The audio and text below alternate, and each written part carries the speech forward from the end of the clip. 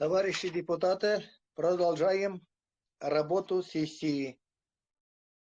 Так, пятый вопрос у нас. Отчет министра МВД ТСР Виктора Александровича Мавкова.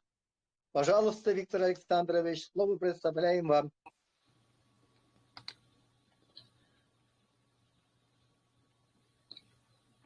Добрый день, уважаемые коллеги, депутаты Верховного Совета Татарской ССР и приглашенные. Сегодня очень знаменательное событие. Это участие наше в 6-й сессии 12-го созыва Верховного Совета Татарской ССР. Конечно же, здесь не обойтись без структуры МВД Татарской ССР, которые вносят определенную структуру создания народовластия в нашей Республике Татарской ССР, конечно же, от составления документов гражданства СССР. И самое главное, это работа паспортных столов. Мы на этом и акцентировали особое внимание. В данном случае, за данный период времени, вот у нас 6 августа, как говорится, началось восстановление советской власти Татарской ССР. 7 августа я получил справку гражданина СССР и начал создавать структуру МВД Татарской ССР. За данный период времени было организовано, создано 10 паспортных столов. Это Казань, Набережные Челны, Нижнекамск, Чистополь, Альметьевск, Зеленодольск, Агрыз, Балтаси, Мензелинск. Из этих 10 у нас осталось, значит, в данном случае 8, 2 отошли, это Камские Поляны и Зеленодольск. Но в данном случае эту работу мы проводили и проводим, и работа продолжается. За данный период времени около 2000 документов, удостоверяющих гражданство СССР, было выдано всеми паспортными столами Республики Татарской АССР. Конечно же, это мало, но исходя из того, что около 4 миллионов у нас в нашей республике, конечно, это мизер, и эту работу нам необходимо и активировать, и более плодотворно работать во взаимодействии со всеми структурами, и исполкомами, и Совет народных депутатов по месту жительства и дислокации. Конечно же, в этом случае мы не обошлось, и мы работали по объединению, и принимали участие, ездили в Кировскую область, в Удмуртию. К нам приезжали и с Ульяновска, из Башкирии за обменом опытом работы и по взаимодействию мы налаживали контакты. Эти работу и эти, как говорится, посылы, которые у нас имеются, мы претворяем в жизнь и работаем в этом случае. Конечно же, здесь нужно отдать должное нашему начальнику управления паспортной работы и учета паспортной службы МВД Татарской ССР, капитану милиции Ждановой Любовь Тимофеевне, которые с самого начала вместе со мной начинали мы все это восстановительное движение и по исполкому Набережно-Челнинскому, и по структуре организации МВД Татарской ССР. Эту работу мы проводили и проводим, постоянно участвуем на всех мероприятиях, которые проводятся и по городу, и по республике, принимаем активное участие и в кооперативном движении, которое сейчас у нас нашло более активную жизненную позицию. Это участвовали мы и на совещании кооперативного движения и в Елабуге, и в Нижнекамске, и в Мензелинске, где действительно были выделены очень серьезные наработки и очень хорошие цели для того, чтобы быстрее восстановить наше правовое поле и наш социалистический уклад жизни. Этот вопрос очень злободневный, и стараемся мы принимать в этом случае тоже активное участие. МВД не должно оставаться в стороне от тех направлений, которые имеются в наших исполкомах и в нашем правительстве Татарской АССР. Конечно же, здесь также необходимо акцентировать работу и по кадрам, потому что кадры решают все. Это самая главная задача, на которую мы постоянно обращаем внимание. Я провожу еженедельно, каждую пятницу в 20 часов у нас оперативное совещание МВД Татарской ССР, где подводятся итоги работы и паспортных столов, какие результаты работы, а также комплектование кадров и в наши соответствующие структуры, которых еще очень много, которых нужно комплектовать, и не только комплектовать структуры МВД Татарской ССР, но и принимать участие в комплектовании наших исполнительных комитетов и роста депутатов для того, чтобы они принимали активное участие в нашей жизни по восстановлению народовластия. Эти моменты мы всегда, как говорится, помним и чтим. И самое главное, конечно же, вот сейчас поднимается вопрос очень злободневный, это идеология нашего направления. От этого действительно зависит очень многое. В свое время, в советское время, мы начинали эту идеологию еще с детского сада, пионеры, комсомольцы, октябряты, коммунисты тех или иных направлений. Все это ушло в бытие. Сейчас нам необходимо восстанавливать именно серьезную, активную жизненную позицию по идеологическому воспитанию нашего подрастающего поколения. В плане тех, которые придут к нам на помощь, на места тех пенсионеров, которые сейчас вот занимаем мы эти должности. Нам необходимо повышать и авторитет молодых, чтобы они занимали эти должности и профессионально уже принимали участие в активной жизненной позиции в руководстве нашей республики. От этого тоже очень многое зависит. Так что в этом случае у нас работы не почты край. И я считаю, что в этом случае нам необходимо всем достойно принимать активное участие и больше вовлекать в этом случае граждан СССР, чтобы они подтверждали свое гражданство в лице получения удостоверений граждан СССР и по месту жительства в паспортных отделах тех, которые существуют по месту дислокации и месту жительства. Если же нет, значит обращаться сюда, в близлежащие города и населенные пункты. Мы в этом случае принимаем также активное участие, и наши начальники паспортных отделов и отделений, которые работают в этом случае, даже оказываем помощь и другим республикам. Вот выезжали в Мариэл, направляли мы кандидата, нашего сотрудника паспортной работы для того, чтобы открыть в Мариэл паспортный отдел. Открыли, помогли и выдали 17 справок в течение недели, которые там принимал участие наш сотрудник. Это тоже отрадно. Также хочется сказать и большое спасибо Гульнас Ринатовне Гараевой, которая с Агрыза даже приезжала на помощь усилению паспортного отдела в Балтасинский район, где также оказывала помощь и выдавала удостоверение граждан СССР. Тоже достойные похвалы и достойного уважения.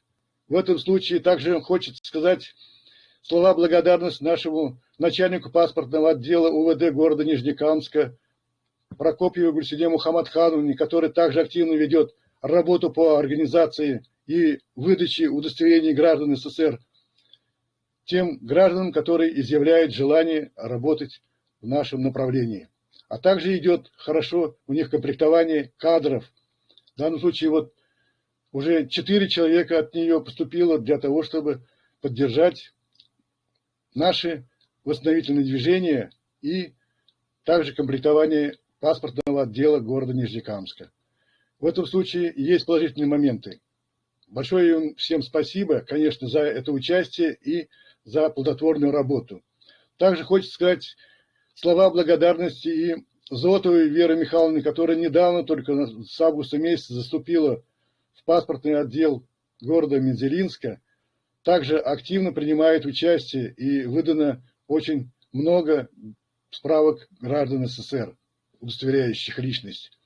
Конечно же, все делается в сравнении. И в этом случае хочется сказать также слова благодарности некоторым представителям наших активистов исполкома, которые принимают участие в тех мероприятиях, которые проводим мы по информированию этих чиновников, которые замещают должности. Мы готовим пакеты документов, развозим, смотрим на правовое поле этих документов и соответствующие направления их по инстанциям. Это прокуратура, суды, полиция и там банки, судебные приставы, ФССП и так далее. то есть те службы, которые тормозят нашему восстановительному движению, которые занимаются геноцидом советского народа. В этом случае МВД Татарской ССР в любом случае принимает активное участие. Мы также участвуем и еженедельно на оперативном совещании МВД РСФСР, где поднимаются все вопросы, где также отчитываемся мы, руководители министерств и ведомств, которые подчинены Министерству внутренних дел РСФСР, о проделанной работе, где заслушивается и комплектование кадров, и выдача справок гражданства СССР, и оперативная обстановка в тех республиках, краях и областях, на тех, где находятся эти руководители. Так что мы несем службу согласно нашего штатного расписания и согласно положению о советской милиции, приказ номер 300, где указаны наши нормативные документы, регламентирующие нашу деятельность и нашу непосредственно работу в тех или иных структурах. Кроме того, у нас еще есть и служба оперативной работы, которую я не могу оглашать в данном случае на этом совещании. Но в целом личный состав МВД Татарской ССР нацелен плодотворно и качественно работать в этом направлении. И ни в коем случае не сдавать позиции, чтобы нас не гнотило, чтобы нас, как говорится, нам не подставляли палки в колеса. В любом случае личный состав готов, и я очень благодарен тем сотрудникам, которые со мной вместе уже эти почти 3 года бок о бок трудятся и выполняют те поставленные задачи, которые доводятся до нас и руководством МВД РСФСР, и руководством МВД СССР, и руководством, конечно же, нашим Татарской АССР, Президиум Верховного Совета Татарской ССР.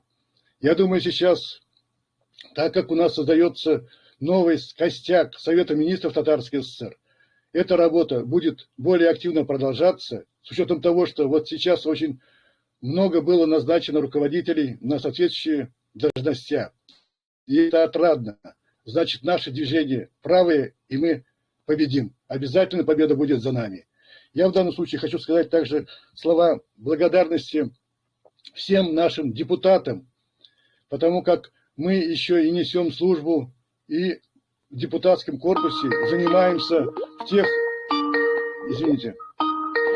занимаемся и непосредственно еще выполнением депутатских наказов и участие в этих всех мероприятиях. Также хочется сказать несколько слов о том, что те мероприятия, те задачи, которые стоят перед нами, они очень важны. И я считаю, что, несмотря ни на что, мы и весь личный состав МВД Татарской ССР готов выполнить любые задачи народа, которые должны почувствовать за собой правду, законность и то, что они в сохранности, и мы в ответственности, сотрудники советской милиции, должны поддержать наш советский народ в нашем правовом поле восстановителей СССР. Доклад закончен. Министр МВД Татарской ССР Виктор Александрович Мавков. Спасибо. Спасибо, Виктор Александрович, за представленный отчет. Уважаемые депутаты, у кого есть вопросы, высказывания, предложения к отчету министра МВД? Пожалуйста.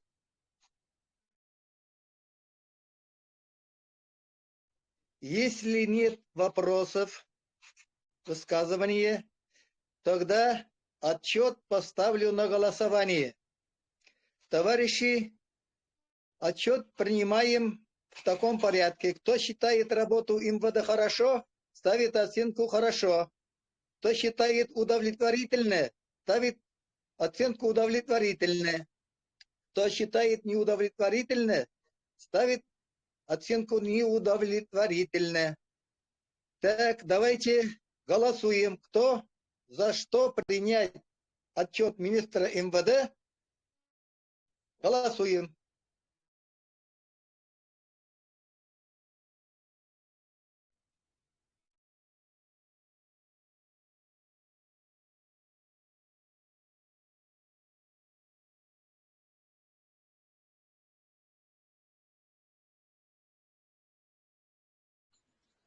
Марсель Фирзалович, хорошо, отлично. Кушаева, отлично.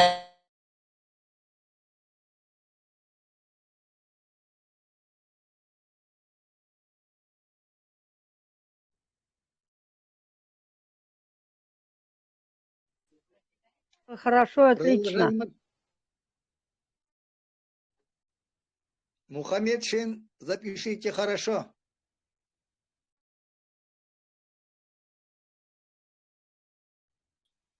Туйткин считает отлично.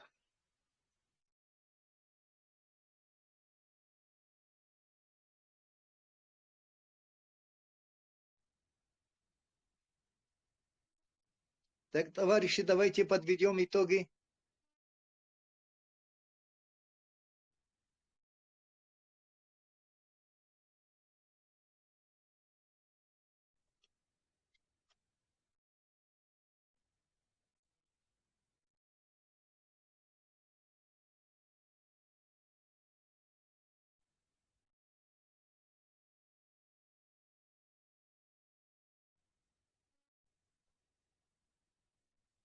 Раз, два, три, четыре, пять, шесть, семь, восемь, 9.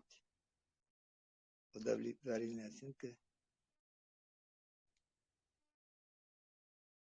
Сборов. Давайте подсчитаем, сколько человек депутатов за оценку хорошо, сколько человек за удовлетворительно.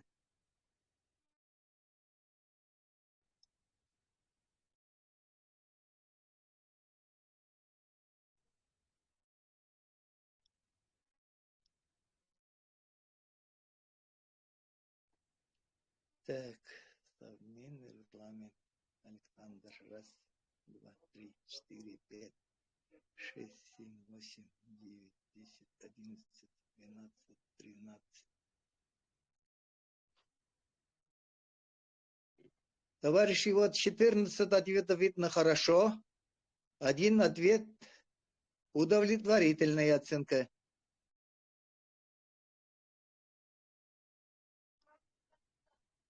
Меня слышно, нет? Да, слышно.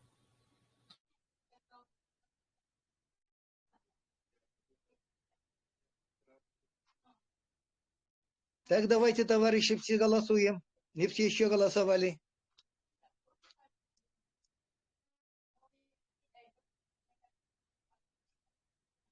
Тринадцать, 14.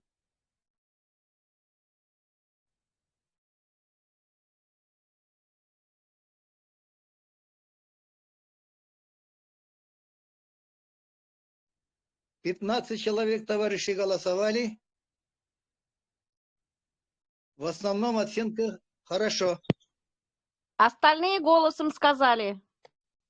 Сказали. Значит, решение принято с оценкой хорошо. Поздравляем, Виктор Александрович. Можно слово? Пожалуйста. Спасибо, уважаемые коллеги, за оценку нашей деятельности. Я считаю, что это деятельность нашего коллектива, за что мы также были отмечены 10 июня 2020 года. Мы получили знамя МВД Татарской ССР как единственное МВД Татарской ССР, имеющее соответствующие результаты. Спасибо всем за доверие и за оценку нашего труда. Благодарю. Уважаемые депутаты, продолжаем работу сессии. Переходим к докладам. Слово предоставляем председателю Совета министров ТСР Владимиру Александровичу Суворову. Пожалуйста, Владимир Александрович, слово вам.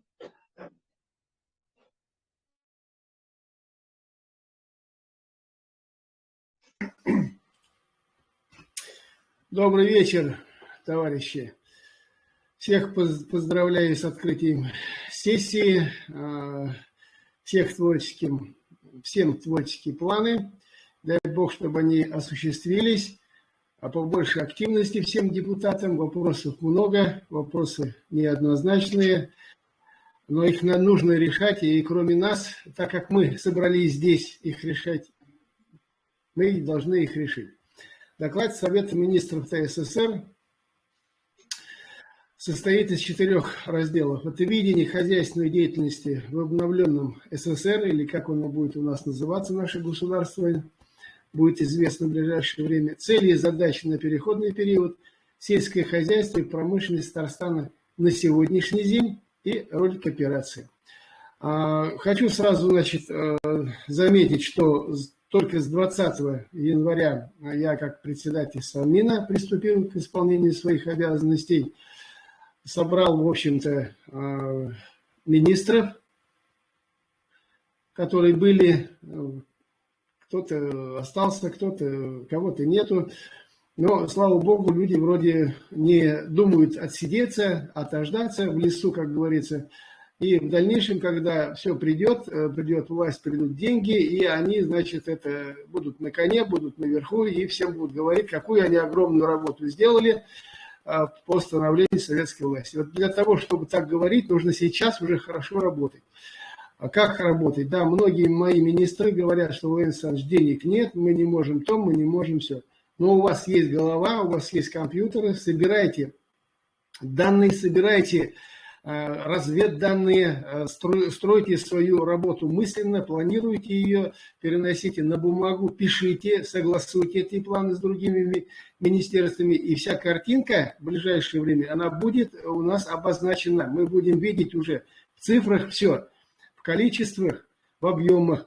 Если мы будем просто заниматься говорильней, вот денег нет, и мы будем сидеть в лесу, ну, товарищи, это не работа, я буду от таких министров освобождаться. Если кто работает, я ему все лавры славы повешу, свои отдам. Но если кто-то будет отсиживаться в тени или будет пытаться, значит, прокатиться за чей-то счет, такого не будет. Не ждите, не надейтесь. Или лучше меня сразу с этого поста уберите. Значит, начнем. Первый раздел – видение хозяйственной деятельности в обновленном СССР. Анализируя историю финансово-хозяйственной деятельности первого в мире социалистического государства СССР, приходим к нескольким аксиомам, без которых существование бывшего и обновленного социалистического государства нереально и невозможно. Почему? Потому что мы видим, что вроде все в СССР было хорошо, но почему-то оно исчезло. Причем исчезло в одночасье, за одну ночь, так скажем. Первая аксиома – это монархическая. Без 300-летней истории царской России, монархического уклада, бывшей и настоящей СССР, как государство не понять. Только при единоличной власти, стоящей на религиозной основе, наша страна всегда расширялась, богатела и приобретала новые государства, новых подданных и братьев. Правление товарища Сталина, как и многих наших мудрых царей, тому подтверждение. Следовательно, монархия и религия для нового СССР – как исторического наследника общей России необходимо. Это тот фундамент, который дает веротерпимость для всех живущих совместно на одной территории, в одном доме. Что мы и видели в СССР. Только вместо религии мы уступили одной партии, которая ее заменила, и эта партия называлась КПСС. Да вот только секретари партии не боги, серебролюбие и неограниченная власть одной партии привели к алчности и краху системы, которая поглотила в итоге и тех, и других. Вывод: для России обновленный СССР, царь и вера в Бога, Создателя или Творца, назовите как хотите, жизненно необходимо. Вторая аксиома – это родово-общинное совместное житие. Веротерпимость присуща только русскому народу. При нападении врага иноверцы совместно с русскими защищали друг друга и свои дома как родные братья. И часто сосед становился роднее родного. И эта веротерпимость передавалась рядом с живущим народом и государством, которые, видя такое доброе отношение русских к иноверцам, сами просили в состав российского государства по царскую руку. Так было с Грузией, Арменией, Польшей, Финляндией и другими. Это из века в век и увеличило число подданных государств и автономии республик в стране. Вывод: наше обновленное многонациональное государство только при общинном строе может работать, расширяться, развиваться и богатеть. Капитализм, как система, разделяющая людей на бедных и богатых, белых и черных и прочие разделения, для нас неприемлемо. Это смерти подобно, что мы видим и имеем через 30 лет правления буржуазии в нашей стране.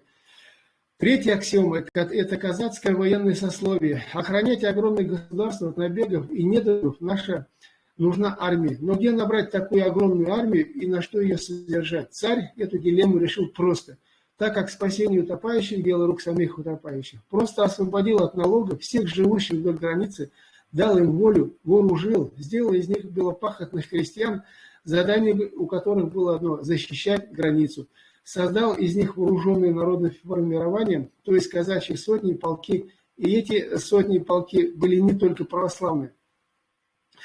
Что мы видим в подтверждении тому, что царь Александр I после взятия Парижа установил в Москве соборную мечеть в честь башкиро-татарских сводных конных отрядов в победе над Наполеоном. И получил царь в итоге дисциплинированные и огромные войска, боеспособность которых доказана длительным существованием царского государства. Казаки всегда несли охрану границ государства, а во время войны использовались как войска по охране тыла и разведывательные диверсионные подразделения. Жизнь доказала им, что в России нет союзников, кроме армии и флота, и это решение царя было мудрым. Следовательно, только армия и флот – это оплот новой России. Четвертая аксиома – это многопартийность. И нужна ли она новому государству? В царской России всегда была Боярская дума, прообраз Политбюро СССР. Но такое правление всегда приводило страну не только к развалу, а и нередко к потере своей государственности. Так было после Ивана Грозного в 1610-е годы. Нами стали править немцы. Так было после Леонида Брежнева в 80-е годы. Нами стали править англосаксы.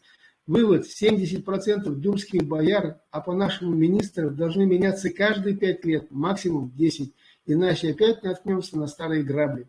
Подводим итог по первому разделу. В обновленном государстве России и СССР обязательно должна быть монархия. В обновленном государстве России и СССР обязательно должна быть религия. В обновленном государстве России и СССР обязательно должна быть армия, флот и казачье формирование. Казаки сейчас, как и тогда, очень актуальны. Только с их помощью распахивались новые земли, присоединялись новые территории. А сегодня, как в 1600-е годы царя Иоанна IV Грозного, все поля заброшены, деревни разбежали, земля обещала. Как будто время вернулось назад на 400 лет. Ужас, да и только. В обновленном государстве России и СССР обязательно должно быть не менее 4 партий. Первое – это монархическая. Действующий член этой партии должен быть после 45 и пожизненно. Основа этой партии – научные деятели, идеологи. Второе – это религиозные партии. Действующий член партии после 45 лет и пожизненно. Основа – религиозные деятели, духовные практики, мыслители, философы. Третье – служилые партии. Действующий член партии после 45 лет и пожизненно. Основа – казаки, военные, рабочие, крестьяне, служащие в госорганизациях.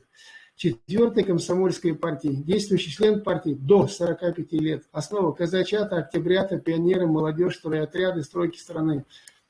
В стране должна быть принята 5-летняя программа развития, кратные 10, 15, 20 и так до 50 лет развития. Если мы не примем монархическое общинно-религиозное управление, то дальше писать о становлении и развитии обновленного государства России и СССР не имеет никакого смысла, так как индивидуально-паразитическое буржуазное управление у нас еще не кончилось, и результат у нас у всех в кармане, в холодильнике, на улице, на лице, в телевизоре, в семье, в отношениях, в голове. Но будем надеяться на лучшее. Второе. Цели и задачи на переходный период.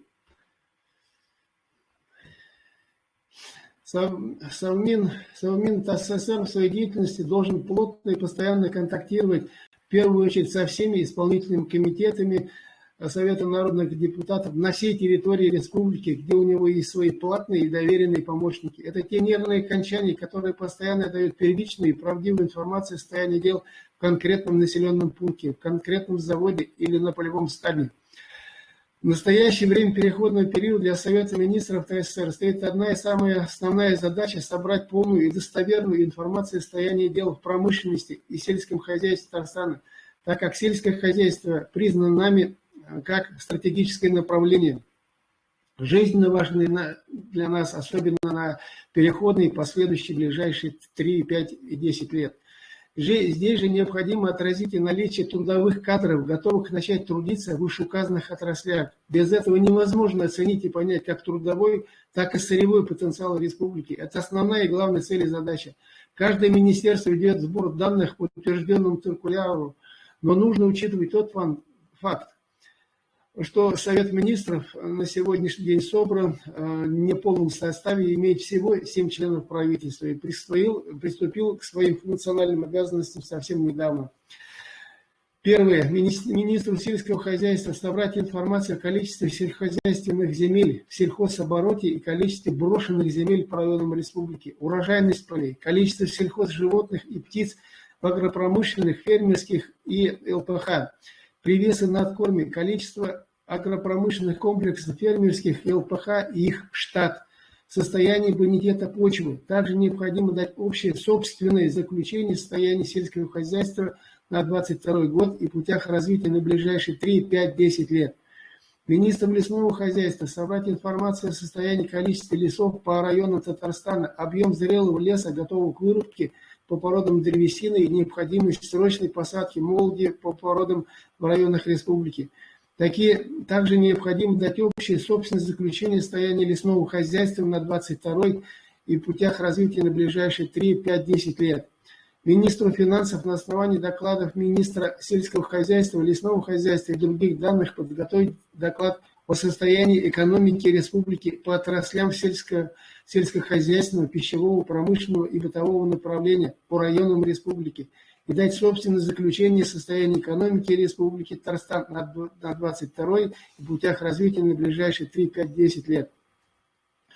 Заместитель председателя по кооперации на основании информации министров сельского хозяйства, лесного хозяйства, финансов и других данных рассчитать прогноз о количестве кооперативов, готовых в ближайшее время к открытию в Татарстане сельскохозяйственного, пищевого, промышленного и бытового направления по районам республики и дать собственное заключение в путях развития кооперации в республике Татарстан на 2022 и путях развития на ближайшие 3, 5, 10 лет. Заместитель председателя по НИОКР подготовить предложение на внедрение экономных и недорогих проектов по отраслям. В первую очередь сложные мельничные комплексы, которые будут выпускать мука, комбикорма, патока пищевая, сахарный песок, животноводческие комплексы и птичники, тепличные хозяйства, стационарные пасечные хозяйства на неудобье в 100 гектар и другие в сельское хозяйство. Эти проекты пойдут. Мусоросжигательные станции, в промышленность и в сельское и бытовое хозяйство, заводы по новой технологии выпуска долговечного асфальта. На асфальте, кстати, товарищи, мы огромные деньги теряем ежегодно. В Татарстане у нас хоть и быстро Алексеевский автодор ремонтирует и строит дороги, но каждый год мы фактически 1/3 асфальтных дорог заново ложим. Это огромные деньги, которые мы теряем. Деревообрабатывающие комбинаты, которые эти проекты пойдут в лесное хозяйство, рыбопитомники закрытого и открытого типа, пищевую промышленность, отрасль местного значения. Проект кавитационной разгонки сырой нефти на УПН, узел подготовки нефти на нефтепромыслах Татарстана с целью максимального получения светлых и темных нефтепродуктов для нужд республики и уменьшения количества содержания серы в ГСМ. Мы все знаем, что татарская нефть самая плохая нефть вообще в СССР. И содержание в ней более 4% серы делает ее непригодной, только вот этот момент. И для того, чтобы избавиться от этой серы, сделали вот 2 огромных завода, это АИФ, Танека, Нижнекамский, где от этой серы избавляется, но очень с большим трудом. Следовательно, экономическая доходная часть этих заводов, она невысокая, потому что очень много затрат идут на извлечение серы. Но слава Богу, что мы живем в Татарстане. Раздел 3. Что мы живем в Татарстане. За годы воровской капиталистической системы правления нашу республику хоть и грабили нещадно, однако алчность жуликов заставляла их еще и строить.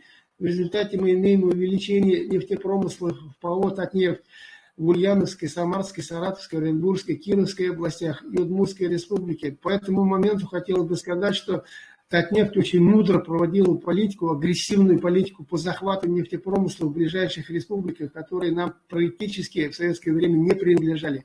Но благодаря вот этим захватам они сейчас принадлежат нам. И мы, я думаю, нужно и должны удержать это, потому что доходная часть от добычи этой нефти, мазутов, битумов и прочего, она идет в Республику Татарстан. Увеличилось число бензозаправок, которые сейчас компактно разбросаны по основным автодорогам России, в самой Москве. Построены нефтепереработчики гиганты в Нижнекамске, это ТАИФ, и 2 очереди Танека по выпуску ГСМ. Это весомый вклад в увеличение доходной части нашей автономии.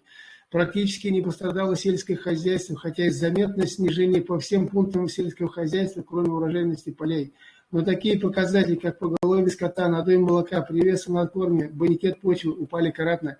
Многие крупные, средние АПК, колхозы, совхозы и прочие прекратили свое существование. Большое количество деревень исчезло с лица земли, хотя и остается еще на географических картах. Удивительно, но в Татарстане из 3,5 миллионов тысяч га сельхозземель обрабатывается 2 миллиона 700 тысяч га. Это очень высокий показатель. Из остальных 700 тысяч га некоторые земли перешли в разряд лугов и земель сельских советов по уважительной причине. Благодаря летучим отрядам аграрий, которые стихийно образовались и прибывают к нам из Чувашии и Удмуртии, Кировской области, обработка полей у нас еще на должном уровне. Такие отряды приезжают весной, пашут, сеют, исчезают, потом летом приезжают, обрабатывают, опять исчезают, а осенью приезжают, убирают урожай, забирают договорную его часть себе и скрывается в неизвестном направлении до следующей весны. Нам на первом этапе после завоевания и прихода к власти необходимо будет использовать такие отряды, но только нужно будет наращивать нам еще и животноводство и поголовье скота.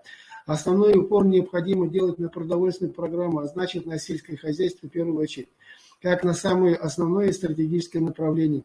Но без спецтехники и механизмов даже и в поле не обойдешься. Нужны машины. Не прекратило функционировать у нас машиностроение, особенно автостроение. КАМАЗ сегодня выпускает большегрузы разного значения и в последние годы даже увеличил их выпуск.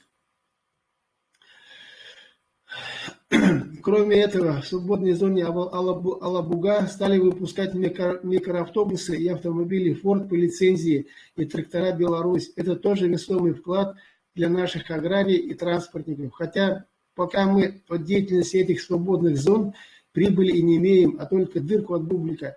Все уходит куда-то в какие-то офшоры. Также налажен выпуск посевных комплексов для сельского хозяйства в районном центре Муслимова, что значительно увеличивает доходность колхоза.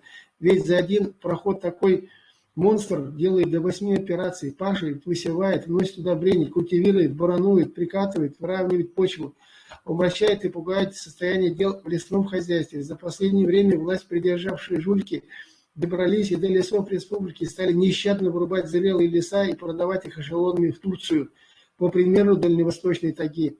И взамен же посадкой молоди разных пород не утруждают себя. Говорят, что лес и сам вырастет.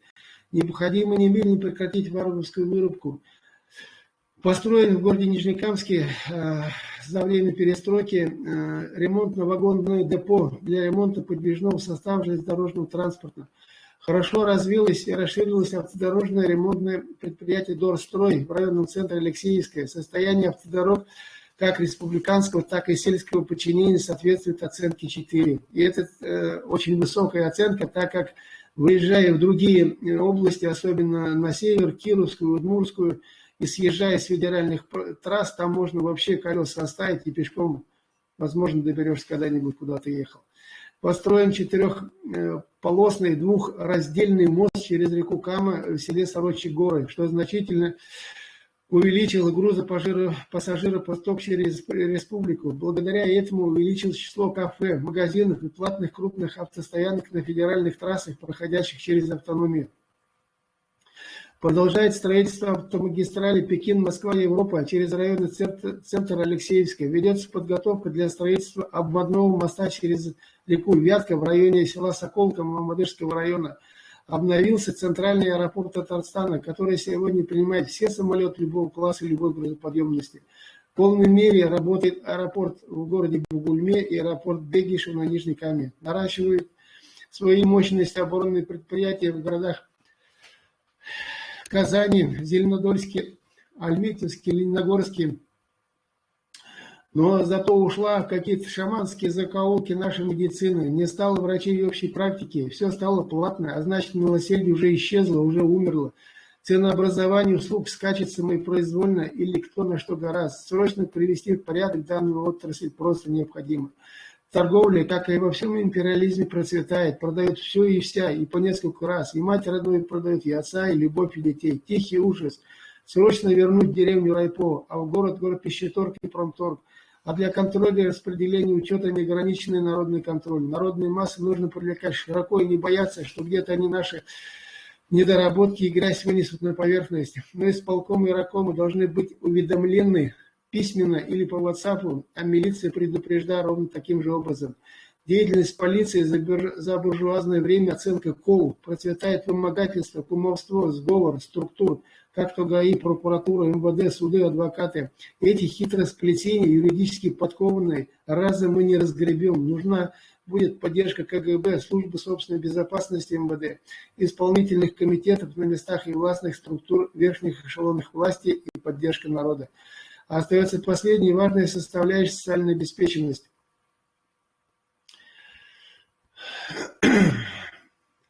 В целом, как и во всей России, она на мизерном уровне и умереть не дает, и жир беситься нечего. Это хорошо. Такой прожиточный минимум заставляет людей работать на 3-5 работах.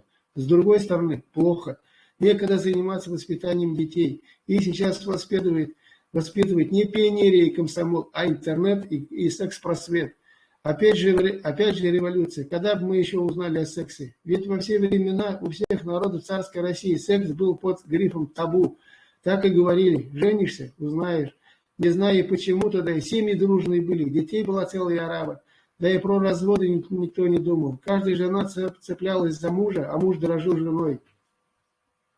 В целом социальную обеспеченность и пенсии тоже нужно привести в чувство, как говорил Владимир Ильич, от каждого по возможности, каждому по труду. А в другом месте великий кормчий говорил: кто не работает, тот не ест. К этому и законы нужно принять.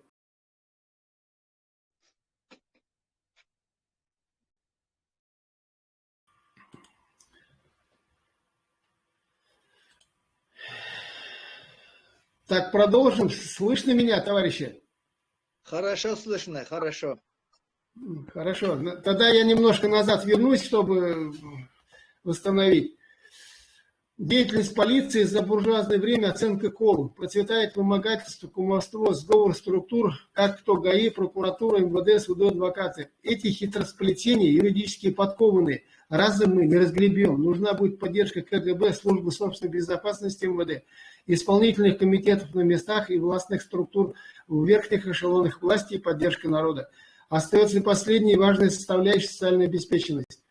В целом, как и во всей России, она на мизерном уровне и умереть не дает, и жиру беситься не с чего. Это хорошо.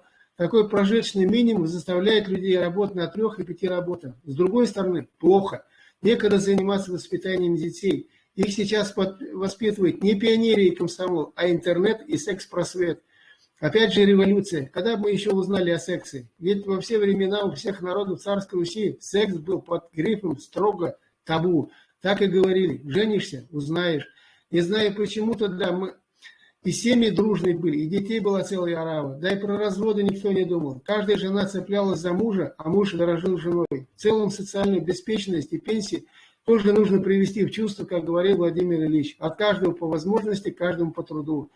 А в другом месте великий кормчий говорил: кто не работает, тот не ест. К этому и закону нужно принять или поменять.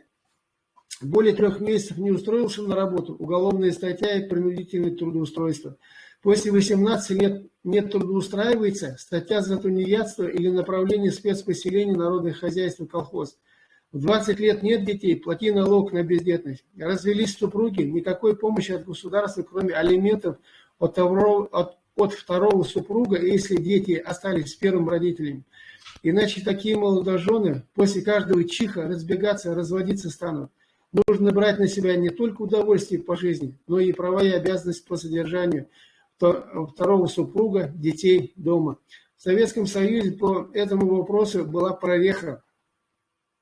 Молодожены разводились по каждому пустяку, а государство брало на себя роль заботливого деда и потворствовало разводом. К концу 80-х годов число разводов в СССР достигло около 50%, а в настоящее время более 60%. Это огромная проблема и большое горе для подрастающих поколений. И с этим нужно что-то срочно делать.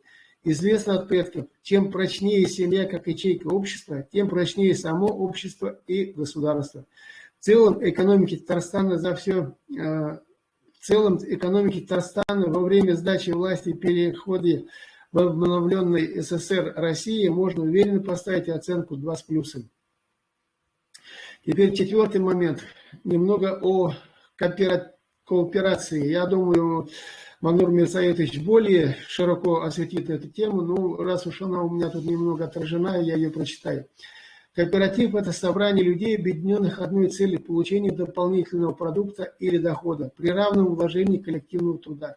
При этом это добровольное волеизъявление самого народа или группы лиц на определенной территории. Такая форма труда и собственности хорошо развивается только при общинно-родовом стиле проживания, где каждый доверяет другому, помогает ему и обучает его, что мы и видим на примере кооперации 30-х годов прошедшего столетия.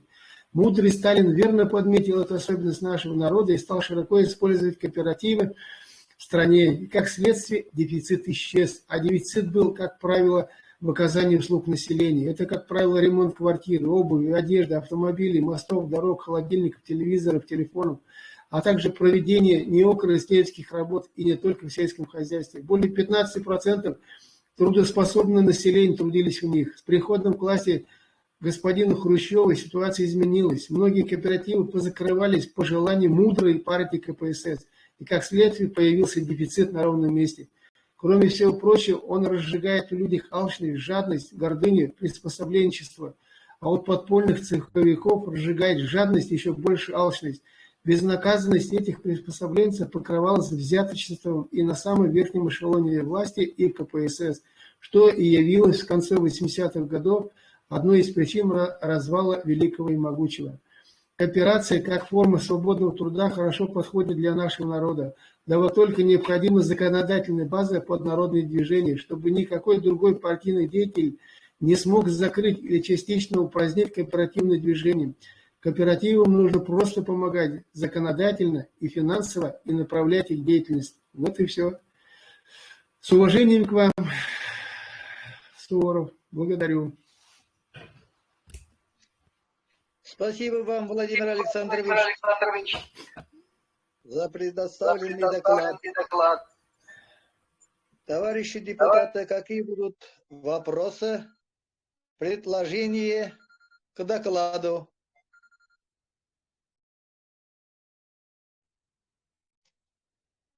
Если нет вопросов, добавления, предложения, продолжаем работу сессии. Слово для доклада предоставляется Маннуру Мирсаитовичу Нигамадзянову. Тема «Роль кооперации в народном хозяйстве». Пожалуйста, Маннур Мирсаитович. Меня видно, да, уважаемые товарищи? Видно. Слышно? Владимир Александрович. А. О, все правильно. Владимир Александрович. Добрый день, уважаемые депутаты и приглашенные гости. И вам вкратце расскажу о кооперативном движении в СССР. Что такое кооперативное движение в СССР? Я вот на 3 листах, у вас время отнимать много не буду, всего у меня по регламенту 10 минут. Кооперативные движения в СССР в сегодняшний день у нас создаются на основании закона о кооперации в СССР от 26 мая 1988 года за номером 8998-ЭКС-1. Положением о законе кооперации сейчас я вас ознакомлю вкратце. Настоящий закон о кооперации так гласит. Настоящий закон в соответствии с Конституцией СССР определяет экономические, социальные, организационные и правовые условия деятельности кооперативов на основе развития ленинских идей о кооперации применительно к современному этапу строительства социализма в СССР. Закон гарантирует гражданам право добровольного вступления в кооператив и свободного выхода из него, участие в управлении всеми делами кооператива, самостоятельность коллективного хозяйствования и независимость кооператива в принятии решений по выполнению его уставных задач, социальную справедливость, социальное равенство в праве на труд, личные доходы, соответствующие количеству и качеству труда, и на социальное обеспечение. Закон о кооперации в СССР направлен на равноправное взаимодействие государственного и колхозно-кооперативного секторов социалистической экономики, способствует дальнейшему развитию политической и экономической систем СССР. У нас в сегодняшний день нами ТАССР разработана программа называется «Социальные пути развития кооперативных движений». Это личность, народ, государство.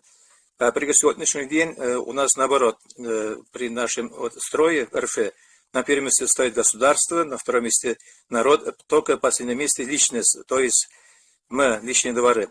Поэтому мы поставили такую программу развития, на первом месте личность, народ, государство. Основная задача программы «Социальные пути развития» – это, главное, искоренить бедность до 2030 года и создать в ТАССР, мы пока берем ТАССР, не по линии РСФСР, ТАССР 100 тысяч рабочих места, это пайщики, в том числе 1000 кооперативов разного направления. Это до 30 года 1000 кооперативов. Это очень большая задача. Сегодняшний день, вот за 10 лет по линии РФ в Татарстане всего работает 440 кооперативов, из них всего 200 работающих. Из них, с 1000 кооперативов, из них 200 кооперативов первого уровня. Мы должны создать эти кооперативы потребительские и производственные, то есть товаропроизводителей. 100 кооперативов второго уровня, это кооперативы перерабатывающие, снабженческо-бытовые. И один кооператив, это третьего уровня, это союз кооперативов всех уровней, где имеется своя страховая компания, филиал кооперативного банка. По линии РСФСР, если будет 50 тысяч кооперативов, там будет уже свой банк кооперативный. У нас пока мы задачу ставим в Татарстане создать филиал кооперативного движения по всем сферам страховая компания. И главная работа с государственными властями у третьего уровня. Самая главная работа – это работа с властями. Это возобновление кооперативного движения по всем сферам человеческой деятельности, искоренить бедность, главное, безработицу, возродить сельское поселение, колхозы, артели, промышленные предприятия, привлечь и трудоустроить молодежь, людей пожилого возраста, ветеранов и граждан с ограниченными возможностями. Сегодняшний день этот слой населения вообще забывается.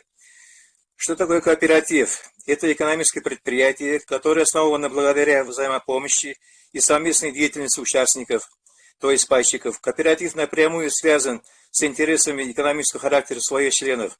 Основа деятельности – это кооперативные принципы. Главный принцип из них – один пайщик – один голос. Или все за одного – один за всех.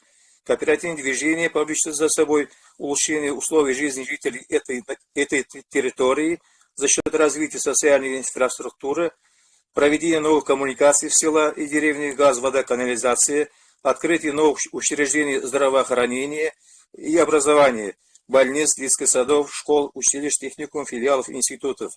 В результате улучшения условий жизни, обеспечения сельских жителей работой повысится доля молодежи, живущей в деревнях и селах, и, соответственно, улучшится демографическая ситуация в регионе и стране в целом. За основу нашего лозунга кооперативного движения взято это на первом месте достойная зарплата, достойная пенсия, бесплатное образование, бесплатное жилье, бесплатная медицина, бесплатное санаторно-курортное лечение, дешевая сельхозпродукция, чистая экологическая сельхозпродукция без удобрений, изготовление продуктов питания без химических добавок, без пальмового масла, сои, пестицидов, гербицидов. Главные продукты питания разработаны в соответствии с советскими рецептурами по ГОСТу. Создание собственной лаборатории при агропарках и мини-цехах. Обязательные фонды, заложенные в уставе кооператива, согласно закону о кооперации СССР, от полученной прибыли такие фонды заложены. Пенсионный фонд от полученной прибыли. Пенсионный фонд 15%, жилищный фонд 15%, фонд страхования 7%, фонд образования 7%, извиняюсь, фонд страхования 15%, итого 52%.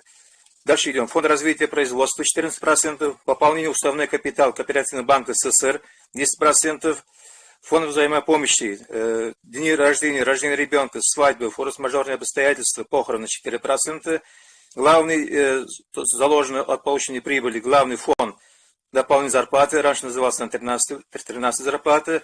Оплата членам кооператива, артелей 20%. Это очень большое это число. Вот такие мы фонды заложили от получения прибыли. В сегодняшний день все кооперативы работают по линии только привлекают прибыль только в свой карман в сторону. А у нас принято вот такие фонды созданы. Это для специально, чтобы привлечь на местах население, в селах, деревнях, в том числе в городах.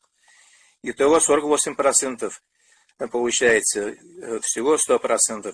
Основным направлением для развития государства всегда является земля, на которой живет человек, поэтому ведется работа по запросам в госархивы, по выявлению актов на вечное пользование артелями и имущества, которое не передано в 1991 году в реестр РФ, а также брошенных необрабатываемых земель в аренду и паевых земель и брошенных ферм, выявление вымирающих деревень. Это основная задача нашего кооперативного движения. Также из основных задач программы это создание кооперативов, основанных на финансовом плане по следующим направлениям. Кооперативы по сельскому хозяйству, кооперативы по лесному хозяйству, кооперативы по легкой промышленности, кооперативы по тяжелой промышленности, кооператив по строительству, кооперативы людей пожилого возраста, кооператив военных в отставке, создание молодежных кооперативов, создание школьных кооперативов, создание школьных лесництв по направлению лесное хозяйство. Тем самым охватываем все население страны, создав кооперативы по отраслям, можно создать союз кооперативов. Это тот третий уровень, это по линии РСФСР я веду разговор. При этом создав свой кооперативный банк, а далее вводить двухконтурную систему оплаты труда между членами кооператива и введение оборот собственную УЕ, это называется условные единицы. В сегодняшний день созданы кооперативы, это «Гигант» при Нижнекамском горисполкоме во главе Суворовым Владимиром Александровичем. Также у нас создан при Елабужском райисполкоме кооператив международный «Риноком», это для работы с валютными операциями. И также создан при Елабужском райисполкоме кооператив «Алабуа Союз» при Елабужском райисполкоме, как еще раз повторил. И на сегодняшний день разработаны кооперативное движение, проекты по направлению сельскохозяйства. Первый – рыболовное хозяйство по выращиванию осетры, карпа, раков на сумму до 6 миллиардов рублей. Строительство агропарка 1000 квадратов с полной инфраструктурой, переработкой, хранением и дальнейшей реализацией на сумму до 150 миллионов рублей. На каждый агропарк предусмотрен. Есть даже проекты, готовые сметы на эти агропарки. Строительство фермы для молочного мясного направления на 2000 голов КРС на сумму до 2 миллиардов рублей. Закладки яблоневых садов, выращивание овощей до 500 миллионов рублей. Потому что я беру потому что могут быть от 20 миллионов, от 5 миллионов рублей выше, поэтому берем до 500 миллионов рублей. Это целиком по Татарстану, по линии сельскохозяйства, по ТАССР. Строительство сети магазин «Гастроном» на сумму до 200 миллионов рублей. Строительство овощехранилищ. Это самое главное, нужно сегодняшний мы много теряем без хранения. На сумму до 200 миллионов рублей. Закупка необходимой сельхозтехники, спецтранспорта на сумму до 1 миллиарда рублей. Строительство теплиц на сумму до 1 миллиарда рублей. Без теплицы, сами знаете, не бывает выращивания овощей, поэтому мы это уже прошли, поэтому через свой опыт знаем. Поэтому тоже будем направлять, дай бог, что банк заработает, или инвесторы, если найдем, тоже на такие направления будем деньги отправлять.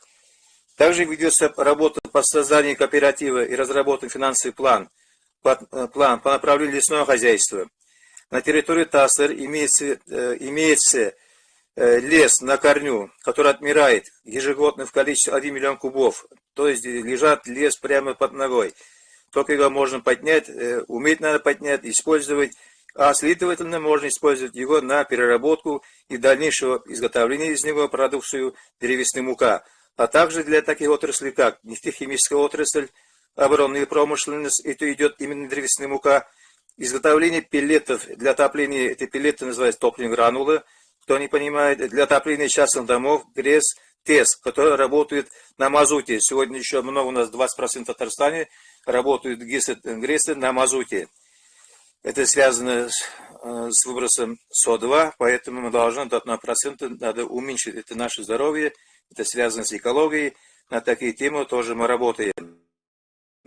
переработка искары древесины на переработку электроэнергии, тепла, биогазовая установка. Такая у нас биогазовая установка работает в Костоманово у турков. Они даже готовы продать на сторону электроэнергию по цене рубль 40 копеек.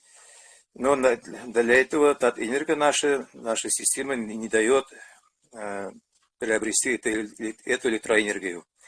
Ведется работа по восстановлению брошенных питомников уже по линии Министерства лесного хозяйства для выращивания саженцев, древесных кустарников и пород.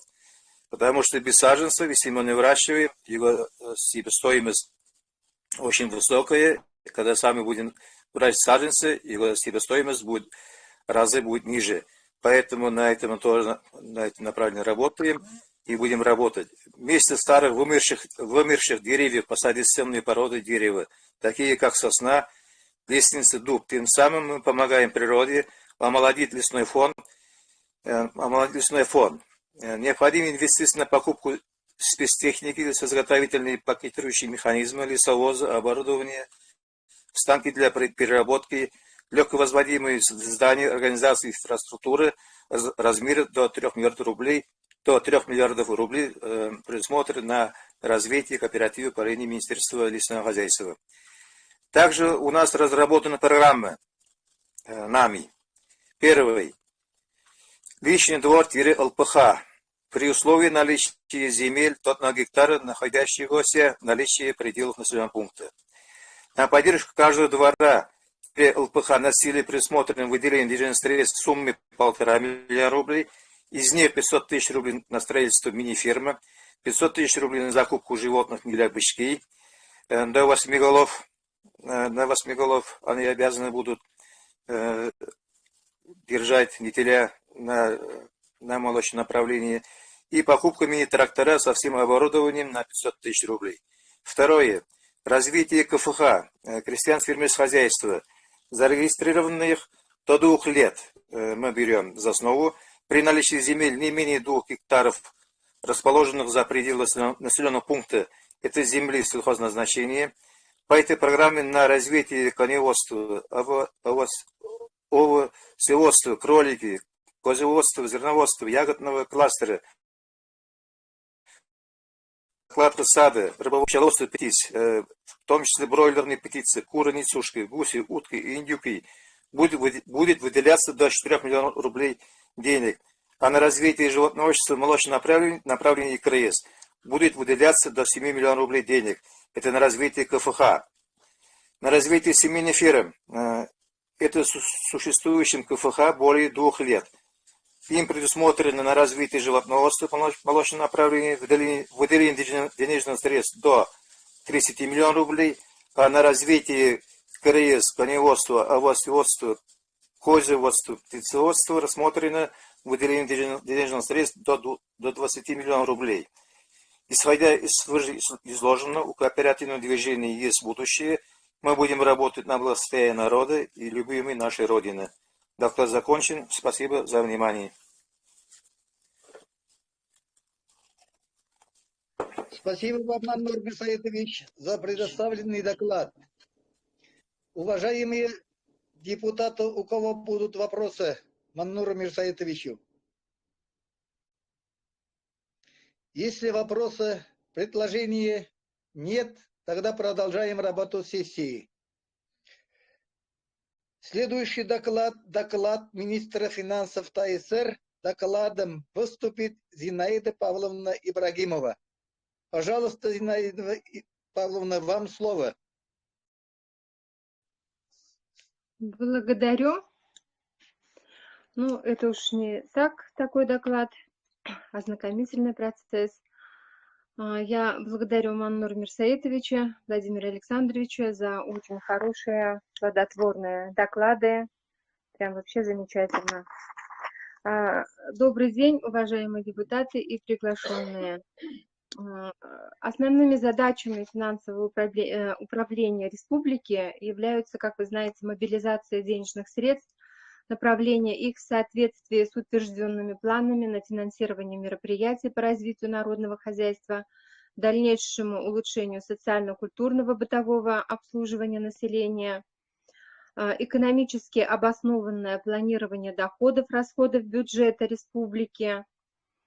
Но так как у нас еще свой бюджет как бы не начал работать, и мы воспользуемся пока указами, постановлениями, законами СССР. Как вы знаете, все структуры министерства в своей деятельности планового финансового управления руководствуются законами СССР, решениями Верховного Совета СССР, его президиума, а также постановлениями, распоряжениями Совета министров СССР и РСФСР.